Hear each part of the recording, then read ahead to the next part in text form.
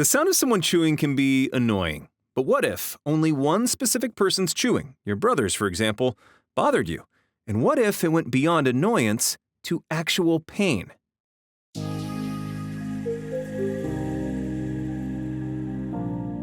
Hello, you're listening to Where What If Becomes What's Next from Carnegie Mellon University, where we ask the bold questions that become innovations for the betterment of humanity. I'm your host, Randy Scott, and in this episode, the second of a two-parter on the science of sound, we're speaking with Laurie Heller, a professor of psychology at Carnegie Mellon University, where she runs the Auditory Perception and Cognition Lab. Now, in the previous episode, Professor Heller discussed how our brains make sense of sound in mere milliseconds, and what we can do to protect our hearing in a world that has gotten dangerously noisy. And in this episode, we're exploring what happens when our brain's relationship with sound goes wrong, as in the example I just gave about the sound of someone's chewing causing you pain. We'll also explore how Professor Heller's research on the sound-to-brain connection is helping to improve technologies that rely on sound, from hearing aids to virtual reality experiences. So welcome back, Laurie. Let's start by talking about what happens when sound fails us, when people have dysfunctional relationships with sound. There are a number of ways that this can happen. One of the things that I get the most questions about, as soon as I tell people I research hearing, I will get questions about tinnitus, which is sometimes pronounced tinnitus, and there's not an agreement in the world about which way you say that. It's kind of like tomato, tomato, but I call it tinnitus. That is constant ringing in your ears. It can be a high-pitched whine, or it can be, sometimes it can sound like a little bit of a noise or static. And I actually have it. And that is something that can, for some people, really decrease their quality of life as they start to really just hear that sound and find themselves unable to divert their attention from that sound. Maybe it's so loud that it actually makes it hard for them to hear other sounds behind it, which we call masking. And so tinnitus can really disrupt quality of life for many people. There are some treatments out there that audiologists can offer. Certainly nothing that's a cure, but people are doing really actively researching it and making some progress. So I hope that there's some help for that coming around the corner. And it's not actually a real sound, right? So something that you hear that's not out there in the world still sounds like a sound to your brain, right? Because what matters is what's firing in your auditory cortex. We're not completely sure where the signals are coming from for that. It's often created by hearing loss, so that if you get tinnitus, you might go see an audiologist to see, did I just get some hearing loss, right? You might feel that ringing in your ears after you go to a loud concert. That's temporary. And so you can hear sounds that aren't actually out there, and that's one example of that. Now talk about some of the other sound-to-brain disorders. Then there's times where you can hear something perfectly well, but you can't quite process it at the rate that it's coming in. There's something called auditory processing disorder that's much more at the level of the brain, not the ear, dealing with all the sound coming in. People may have trouble with rapid auditory input, needing to have it slowed down. They may have trouble telling the order in which things came, and it can create a lot of difficulties in a learning environment if it's not known or diagnosed. And there are people that can diagnose that and help with treating that. So that's good news that there's awareness of that now. And then there's also sort of the emotional response to sound, which can really be tough when there's absolutely nothing wrong with the ears or the cortex, but the sound itself is unpleasant. So everybody has experience with unpleasant sounds, and it's aversive and you want to leave. But usually they're pretty localized and temporary. So if you hear someone vomiting, for example, that is an unpleasant sound because it's associated with such an unpleasant event. And eventually, if you just hear the sound of vomiting without anything else around it, you're still like, oh, I don't like that sound, right? But usually that's not going on for every day and for hours and at your work and so on. So it doesn't impact your life. But if people get a similar aversion to a sound, but it's around all the time, then that can really impact their life. So in other words, a person's emotional response to a sound isn't always rational or even related to the actual acoustics of the sound. So I understand you have a demo for our podcast listeners on what we mean by an emotional response to sound. Sure. Well, we'll start with a natural sound Natural sounds that are generally are considered to be pleasant by people. So let's listen to the sound of some birds chirping at a bird feeder.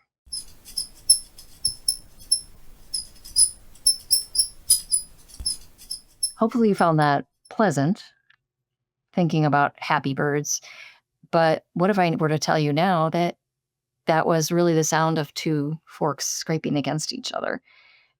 Most people find that to be an extremely unpleasant sound. So if we play it for you again, now that you know what it really is, just a warning, you may find this sound a little bit unpleasant.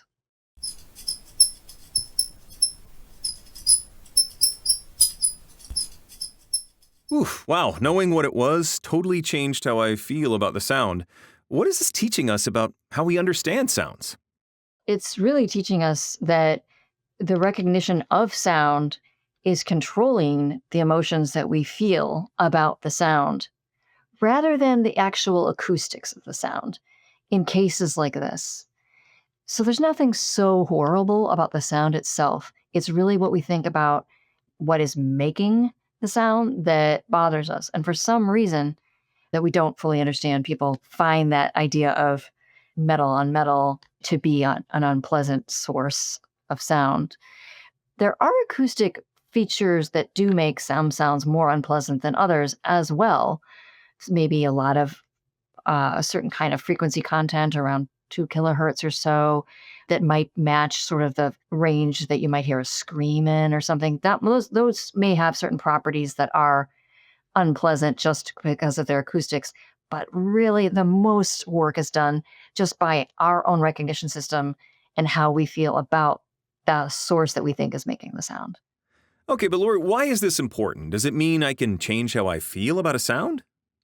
It does mean that the emotional response to a sound isn't uncontrollable. It's not fixed in stone. A given sound doesn't have to be horribly unpleasant based on the sound.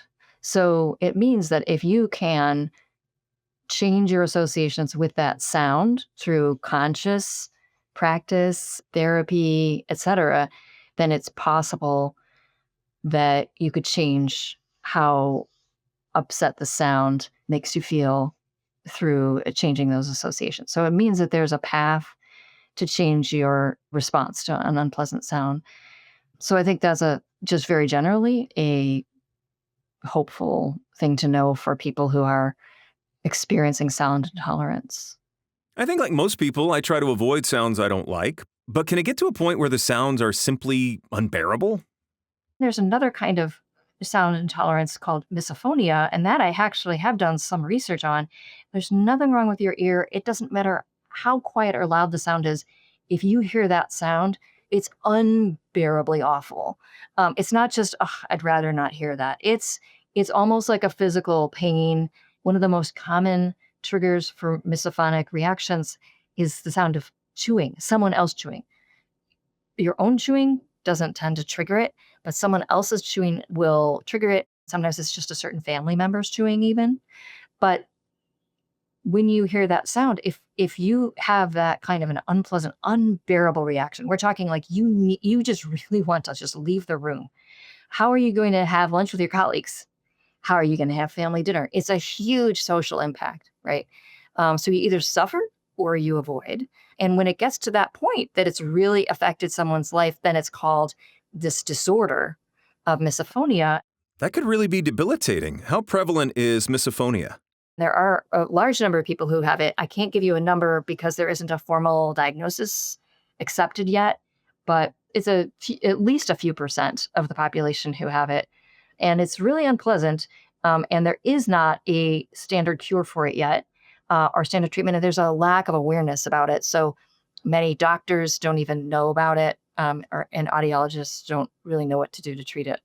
It doesn't seem like it's treatable in the same way that a phobia might be treatable, where if you have a phobia, you're afraid of something like spiders, and if they gradually expose you to spiders closer and closer, like you can get rid of the phobia, and that's true and it works for that. Doesn't seem to work for misophonia. It doesn't work to just expose people more, and then they get, it's because it's not fear. It's really feeling an unpleasant reaction to the sound. And then there's a lot of not just disgust towards the sound. It's not always a disgusting sound. It could be pen clicking. Or how about scraping fingernails across a chalkboard or snoring? People can have misophonic reactions to those things. But yeah, because everyone finds those sounds unpleasant, we will tend to call those unpleasant sounds for everyone. And the thing is that they happen so rarely that you can just go, and it goes away. And it doesn't affect your quality of life that you don't like the sound of a blackboard, right? So it's not misophonia. If you are so angry at your spouse because they're snoring that you feel violently towards them when they snore, then that might actually qualify, right, as misophonia. But just not liking a sound because it's keeping you up or whatever, that's not misophonia. And the research you're doing on the emotional response to sound, as we just experienced in the demo, could be helpful in treating someone with misophonia, right? So the reason that we were exploring this question is because if someone has misophonia and they need to, for example, be exposed to the sounds during treatment to talk about them or something, there may be more and less upsetting ways to be exposed to the sound.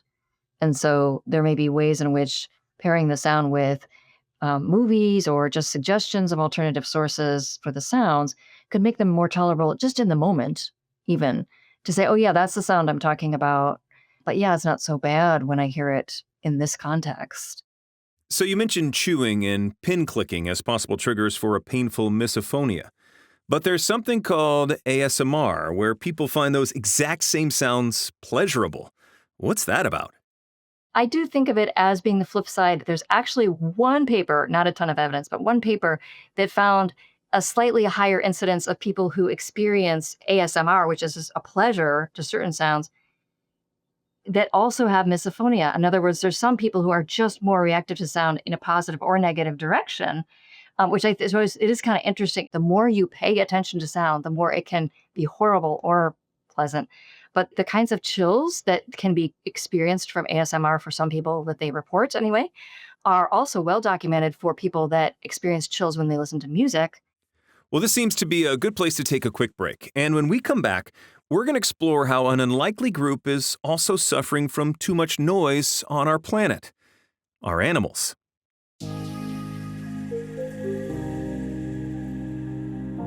This podcast is brought to you by Carnegie Mellon University.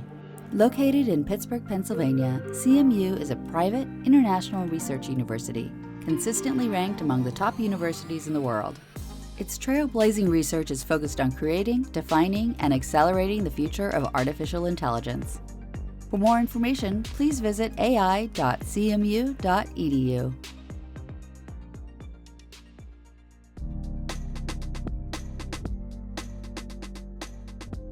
Welcome back. You're listening to Where What If Becomes What's Next from Carnegie Mellon University. We're talking with sound and hearing expert Professor Laurie Heller, who also runs the Auditory Perception and Cognition Lab at Carnegie Mellon. Laurie, let's switch gears. We've been talking about how certain noises, and too much noise, takes its toll on humans. But what about the cost to animals? So how is noise pollution affecting our pets and our wildlife? I know you've been doing some research in that area as well. Yeah, thanks for asking. Yeah, hearing loss is an issue for animals as well when they're exposed to the sounds. But also, even if they don't have a hearing loss, if there's noise that makes it hard for them to catch their food or avoid a predator, it's affecting that balance of predator and prey in all of the ecosystems. And so, for example, for marine life, especially because sound propagates really long distances underwater, shipping boats that make noise underwater, especially like diesel engines that use propellers and so on, they just make sound that covers a wide range of area that can affect marine animals in their vocal communications, such as whale song. They have data showing the whales have to alter their songs based on those things, but also animals like dolphins that use echolocation. Obviously, sound is their livelihood. And so that kind of noise, it's not only harmful to them, it's so unnecessary because like if the ships just say slow down a little bit, there would be a lot less noise. And obviously if they became more electric, there would be a lot less noise as well. So there are ways around that we could work on. There are efforts now to do what's called ecoacoustics, which is sort of monitoring, sometimes just passively monitoring the acoustic environment in different ecologies and seeing how it affects the ecological systems. But yeah, it hurts the animals a lot, and maybe more, I would argue, more than for humans in their immediate term ability to stay alive. So, with all your research on the brain's relationship with sound, how is it changing how we design technology?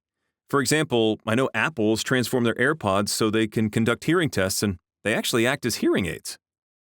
Some of our technology can enable people to do sound level measurement, monitoring, evaluation of their hearing, and even altering the sound that's coming in to serve as a sort of over the counter hearing aid, which can be useful for very mild cases of hearing loss. So I think all of that's great. They won't be as helpful as real hearing aids would be that are fit by an audiologist that you wear all the time. But it's still a way better than nothing and a good start because it makes people aware of their hearing loss and how much benefit they could get from seeing an audiologist and getting a hearing aid. So I'm all for it. That's a great way to use this technology. And hearing aid manufacturers have primarily focused on making hearing aids optimized for speech. There's a room in the future for it to expand to make environmental sound perception better as well. And some of the research that I have done and others have done has been looking at, hey, what happens when you have a cochlear implant or a hearing aid and you're listening to environmental sounds? Is your perception of the environment the same as people that have normal hearing? Or if it's lacking, then the hearing aid manufacturers can use that information to maybe work on that aspect of their signal processing. So that's a future improvement. Okay, and I gotta ask, what about artificial intelligence? Can it help us better monitor and create sounds? For AI, what's going on now is generative audio, which is being used for so many purposes, many of them creative and artistic, but also sometimes something like sound categorization. If you want to passively monitor, hey, what is the noise that I'm getting in this urban environment? Maybe I want to be able to say automatically, well, how much of that is anthropogenic noise created by people? How much of it is created by animals? To understand the environment, well, guess what? Understanding sound categories and how to go from acoustics to what things are. Guess what? That's studying our brain and how our brains do it can actually help automatic systems as well in figuring out how to monitor sound. And then in generative audio, being able to generate sounds of certain categories or manipulate them for creative purposes, or for something like even just the background sounds in a radio play, a book on tape where you wanted to fill in the background sounds like a play, then they could be used for things like that as well. Okay, so you're also studying how sound can help improve virtual reality experiences, right? In virtual worlds, when, say, somebody is being trained to do a task, a surgeon might be wanting to do something where they slice something or whatever. But if you have sounds that are part of the feedback of whether you've done this right or not, then having those be accurate and timed with a person's motion, all of that is really a nice area for technology to be getting into right now, to sort of make the auditory and the visual relate in real and virtual worlds. Yes, but unfortunately, this same AI technology can be used to create deep fakes. Any chance we can use what we're learning to help people detect fake audio? There are some great websites out there where people can test themselves and say, is it real or is it fake? Is it AI or is it real? Do one. Absolutely do one, because you will be humbled. 2 years ago, it was like, yeah, I can tell if they're real or fake. It's to the point where you cannot trust your ears. People can generate fake voices and fake sounds very convincingly. So to the extent that we may be able to figure it out with our ears here and there, I wouldn't trust them for long. I think the technology is just on this really steep growth curve. Auditory was a little bit behind vision for a couple of years, but now it's just caught up. So you can't trust anything that you see posted of a supposed audio or a supposed video of someone talking. We're going to probably need the tech industry to step up to having some way to authenticate that some recording was originally recorded on a device and unaltered. And I think that's the only way I would believe something now, because I know how easy it is to fake. I mean, obviously, if something doesn't sound right, trust your ears and question it. But even if it looks convincing now, I would say it's not necessarily so. That is a Pandora's box that we can't close. You've also created something called the Foley Challenge. A Foley is a sound effect for a film, TV, video game, or other creative project. Foleys used to be made and recorded by sound engineers, but now they're being made by AI. So tell us about the challenge. That was an international challenge with the idea that Foley sounds need to be made for movies, cinema, all kinds of videos where the original environmental sound isn't good or needs to be added. And sometimes now, of course, we have visually generated videos that are completely silent and all the sounds have to be put in and put in timed correctly. So just generating the sounds and saying, I need some footsteps, I need some coughs automatically rather than having to pull them from, say, recorded archives is a really good creative option. And so we set up a challenge for people. We said, here, make some footsteps, and we'll judge whether your footsteps in an analytical way are good compared to this other set of footsteps that we gathered that are real recordings. So people submitted their footsteps from their generative system, and we had recordings of systems, and we sort of have a mathematical way of saying, hey, how good is that? But then we also did a perceptual experiment, and we had people rate a selection of the sounds from the system and say, hey, how realistic is this? What's the quality? And does it sound like a footstep or not? And then we just declared a winner of who did the best on all of those metrics. This started in 2023. We saw that this generative audio was really flourishing, but there wasn't any sort of place for open researchers to sort of come together and compare with a common data set and a common metric.